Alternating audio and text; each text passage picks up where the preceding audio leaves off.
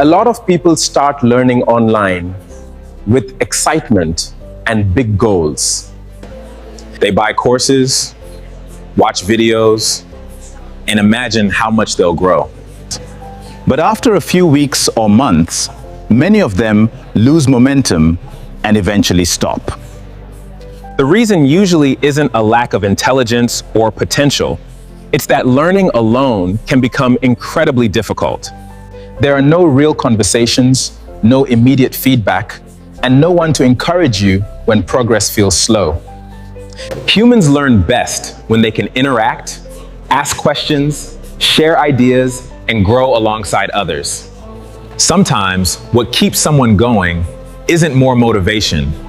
It's being part of a supportive community. If you're looking for a place to learn, connect, and grow with others, visit GAiF to learn more or join the community.